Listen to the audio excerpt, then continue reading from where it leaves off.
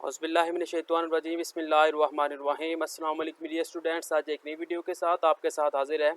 आज की वीडियो के अंदर हम क्लास 8 का चैप्टर नंबर 2 का आर्टिकल हज और इसकी आलमगीरियत को स्टार्ट करने जा रहे हैं। इसके पहले के जो आर्टिकल्स है, अगर आपने वो देखे नहीं हो तो इसी चैनल की प्लेलिस्ट के ऊपर वो मौजूद है, अब वहाँ पर जाकर ज़रूर इसको विज़िट कीजिएगा। तो आज का चैप्टर हम स्टार्ट करते हैं हज और इसकी आलमगीरियत। तो सबसे पहले हम इसका मुकम्मल चैप्टर को रिव्यू कर लेंगे, इसके बाद मैं आपको आंसर क्वेश्चन की तरफ लेके जाऊँगा। तो जी हज का जो लफ्ज़ी मैनी है वो है कसद करना या इरादा करना, किसी चीज़ का इरादा कर लेना। शरीयत में मुसलमान का अल्लाह ताला की खुशनुदी हासिल करने के लिए मखसूस तरीके से बैतुल्लाह की ज़ियारत और ख़ास अयाम में मनासिक हज अदा करना, इसका मफ़हूम है हज का।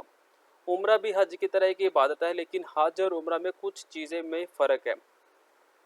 हज जुल्हज्जा के मखसूस अयाम के अलावा अदा नहीं किया जा सकता, लेकिन उम्रा जो है वो पूरे साल में जब चाहे आप अदा कर सकते हैं।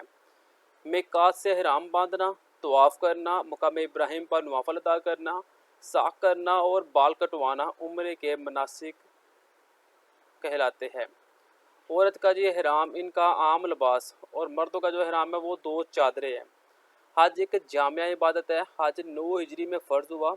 नबी करीम ख़ातमुन नबिय्यीन सल्लल्लाहु अलैहि वसल्लम ने अपनी हयात तैयबा में एक बार हज और 4 उम्रे अदा फरमाया है। हज जो है वो हर आकिल बालिग साहिब इस्तिताअत मुसलमान पर ज़िंदगी में एक मरतबा फ़र्ज़ है। इरशाद बारी ताला है, और अल्लाह के लिए लोगों पर इस घर का हज करना फ़र्ज़ है जो कोई भी इसकी तरफ जाने की इस्तिताअत रखे। यानी कि अल्लाह ताला के घर का तवाफ़ करना, अल्लाह ताला के घर का विज़िट करना, हज करना फ़र्ज़ है उसके लिए जो कि मालदार हो, जो कि पैसे रखता हो। हज और उम्रा बेपनाह फजीलत वाले अमाल है। हज के लिए साहिब इस्तिताअत होने की शर्त का मतलब है कि बंदा सेहतमंद हो, सफ़र के अखराजात उठा सकता हो और रास्ता जो है वो पुरअमन हो। जो लोग इस्तिताअत के बावजूद इस फरीज़े को अंजाम नहीं देते, इनके लिए सख्त वईद है। हज़ूर नबी करीम ख़ातमुन नबीय्यीन सल्लल्लाहु अलैहि वसल्लम ने फरमाया कि जिसे किसी बीमारी ने या कि हकीकी ज़रूरियात ने या ज़ालिम हुक्मरान ने रोक रखा हो और इसके बावजूद वो हज ना करे, तो वो चाहे यहूदी ही मरे या नसरानी। ये देखिए इतनी सख्त वईद है। इस तरह नबी वसल्लम का इरशाद है कि एक के बाद दूसरा उम्रा दरमियान के तमाम गुनाह मिटा देता है और हज मकबूल का बदला जन्नत ही है। जिसने हज किया और इसने कोई फ़ाहिश और बेहुदा बात नहीं की और ना ही कोई गुनाह का काम किया, तो इसके पीछे तमाम गुनाह माफ़ कर दिए जाएंगे। यानी कि अगर कोई बंदा हज के लिए जाता है और जब कहता है वो हज से वापस आता है, तो वो ऐसा होता है कि जैसे वो अभी ही अपने माँ के पेट से पैदा हुआ हो। हज की आलमगीरियत और जामिया जी ये हम पढ़ते हैं। हज एक इज्तिमाई आलमगीरियत इबादत है। इज्तिमाई आलमगीरियत से मुराद है कि इसमें मुख्तलिफ ममालिक से लोग आते हैं और एक जगह इकट्ठे होते हैं और अल्लाह ताला की इबादत करते हैं। पूरी दुनिया से मुसलमान इस मुक़द्दस फ़रीज़े की अदायगी के लिए इस्लाम के मरकज़ यानी कि मक्का मुकरमा में जमा होते हैं। हज ऐसी इबादत जिसमें तमाम इबादत की रूह मौजूद है, इसलिए इसको जामिया इबादत भी कहते हैं। इसमें नमाज की तरह दुआएं करना, रोज़े की तरह भूख प्यास को बर्दाश्त करना और ख्वाहिशात नफसानी को रोकना, ज़कात की तरह माल खर्च करना, जहाद की तरह सफ़र की मुश्किलात बर्दाश्त करना शामिल है। हज तकवा, परहेज़गारी, अज्ज़ व नियाज़, बंदगी, सादगी, ये तमाम चीज़ों का बेहतरीन ज़रिया है और बंदे का अपने मालिक से इश्क का वालहाना ज़हार है। अब जब लोग हज के लिए जाते हैं तो नारा तकबीर जो उनसे वो जो तकबीरें पढ़ते हैं, वह जी लब्बैक अल्लाहुम्मा लब्बैक लब्बैक ला शरीका लक लब्बैक इन्नल हम्दा वन नेमत लक वल मुल्क ला शरीका लक।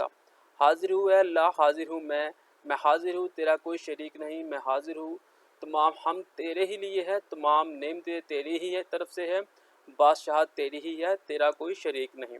इसका तर्जुमा था। अब हज करने का तरीका क्या जी। आज़मीन हज 8 ज़िलहज यौम तरावी को फ़जर की नमाज के बाद एहराम बांध कर 2 रकात नमाज अदा करेंगे और हज की नीयत करेंगे। इसके बाद मना के मैदान की तरफ निकल जाते हैं। मना मक्का से चंद किलोमीटर के फासले पर है।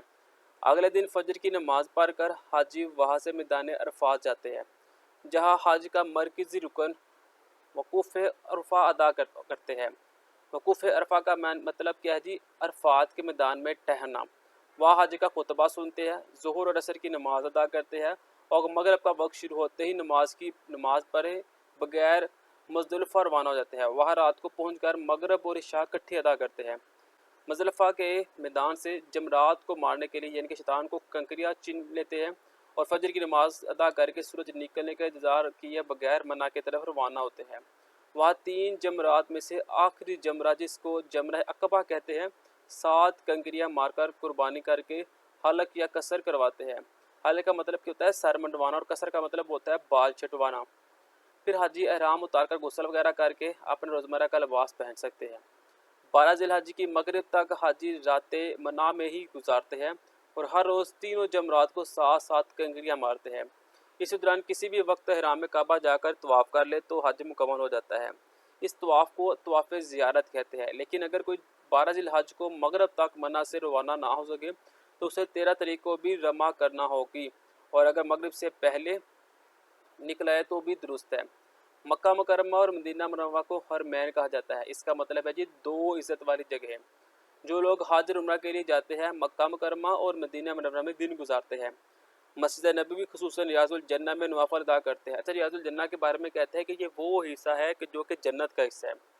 مسجد نبوی کے سامنے تاریخی قبرستان بقیع غرقہ جس کو عرف عام میں جنت البقیع کہا جاتا ہے، اس میں مدفون اہل بیت، صحابہ اکرام، مشاہیر اسلام کی قبریں وغیرہ ہیں، وہاں پہ حاضری دیتے ہیں۔ اس کے علاوہ دور نبی کے مشہور معروف مساجد مسجد قباء، مسجد قبلتین میں نوافل کی ادائیگی کے ساتھ غزوہ خندق کے تاریخی مقام اور شہدائے غزوہ احد کی قبروں کی زیارت کرتے ہیں۔ مدینہ منورہ کے آس پاس کے علاقوں میں بہت سے تاریخی مقامات بھی ہیں جہاں حج عمرہ کرنے والے بعض لوگ زیارت کے لیے جاتے ہیں۔ حج عالم اسلام کے اتحاد اور مساوات کا مظہر ہے۔ حج کے موقع پر امیر و غریب کا فرق مٹ جاتا ہے، ایک دوسرے کے سے ملاقات، اخوت، بھائی چارے اور اتفاق و اتحاد کے جذبات پیدا ہوتے ہیں۔ یہ تمام اس کی فضیلت آ جاتی ہے۔ اب اگر ہم MCQ کی طرف آئے تو پہلا جی حج کا لفظی معنی ہے قصد کرنا۔ حج فرض ہوا 9 ہجری کو۔ حج کا مرکزی رکن ہے وقوف عرفہ، ٹھیک ہے، اس کا الف حصہ جواب ہے، میں ہائی لائٹ کر دیتا ہوں، یہ جی اس کا الف حصہ ہے۔ مسجد احرام باندھتے ہیں مزدلفہ سے، ٹھیک ہے۔ نبی صلی اللہ علیہ وسلم خاتم النبیین نے عمرہ ادا فرمائے 1۔ اب آنسر کویشچن کی طرف آتے ہیں۔ تو پہلا شارٹ کویشچن ہے حج کا معنی مفہوم بیان کریں۔ تو سٹارٹ میں بھی ہم نے یہ پڑھا تھا، یہ جی حج کا لفظی معنی قصد یا ارادہ سے سٹارٹ کرنا، اپنے مناسک حج ادا کرنا ہے، یہاں تک اس کا کویشچن نمبر 1 جو ہے وہ کمپلیٹ ہو جائے گا۔ تو کویشچن نمبر 2 ہے آپ کا حج کے بارے میں ایک آیت مبارکہ کا ترجمہ لکھیں۔ تو یہ جی آیت مبارکہ لکھی ہوئی تھی، اور اللہ کے لیے لوگوں پر اس گھر کا حج کرنا فرض ہے جو کوئی بھی اس کی طرف جانے کی استطاعت رکھتا ہو، ٹھیک ہے جی۔ تو نیکسٹ کویشچن نمبر 3 آ جائے گا مرد اور عورت کے احرام میں کیا فرق ہے؟ تبھی ہم نے پڑھا مرد جو ان سے ہے وہ 2 چادریں اور جو عورت ہے وہ اپنا لباس ہی پہنے گی۔ حج کے لیے صاحب استطاعت ہونے سے کیا مراد ہے؟ یہ جی اس کا آنسر بھی لکھا ہوا اوپر، یہ کویشچن نمبر 3 کا جو سا تھا عورت کا احرام ان کا عام لباس اور مردوں کا 2 چادریں۔ اب جو کویشچن نمبر 4 تھا وہ اپنے یہاں سے سٹارٹ کرنا، حج ایک عام جامع عبادت ہے، یہ آپ نے 2 لائنیں مکمل کرنی ہے، اور اس کے بعد یہ استطاعت آ جائے گی کہ جو طاقت رکھتا ہو سفر کے اخراجات اٹھا سکتا ہو، یہ تمام اس کا آنسر آ جائے گا، ٹھیک ہو گیا جی۔ تو نیکسٹ کویشچن نمبر 5 آ جائے گا حج کے 2 ارکان لکھیں۔ تو یہ ابھی ہم نے حج کا مکمل طریقہ پر ہے، آپ اس میں سے کوئی سے بھی 2 ارکان اس کے لکھ سکتے ہیں۔ آگے لانگ کویشچن آ جائے گا حج کا طریقہ بیان کرے، تو یہ طریقہ کیا ہے جی؟ یہ آپ کا حج کا طریقہ جو ابھی ہم نے پڑھا یہ آپ کا مکمل حج کا طریقہ ہو جائے گا۔ اب اگر ہم اس میں ایکسٹرا کویشچن کی طرف جائیں تو ایکسٹرا کویشچن پہلا جو بنے گا وہ ہوگا حج کا لفظی معنی کیا ہے؟ تو قصد یا ارادہ ہے۔ پھر آ جائے گا جی حج اور عمرے میں فرق کیا ہے، یا آپ عمرہ وہ بتا سکتے ہیں۔ پھر حج کب فرض ہوا؟ 9 ہجری کو فرض ہوا، ٹھیک ہے۔ نبی صلی اللہ علیہ وسلم نے اپنی زندگی میں کتنے حج کیے؟ تو انہوں نے 1 حج اور 4 عمرے ادا کیے، یہ آ جائے گا اس کے اندر ایکسٹرا کویشچن۔ اور یہاں پہ آ جائے گا جو حج ادا نہیں کرے گا اس کے متعلق کیا ہے وہ بتا دیا گیا جی، حج نہ کرے وہ یہودی چاہے مر جائے اس کی یا نصرانی، اس میں کوئی فرق نہیں ہے، وہ آ جائے گا۔ اور پھر اگر کوئی حج ادا کرتا ہے اور کوئی غلط کام نہیں کرتا تو اس کے لیے کیا وعید ہے؟ تو یہ 2 لائنیں مکمل آ جائے گی، ٹھیک ہو گیا۔ دیکھیں اس کے اندر کافی کویشچن بن جاتے ہیں۔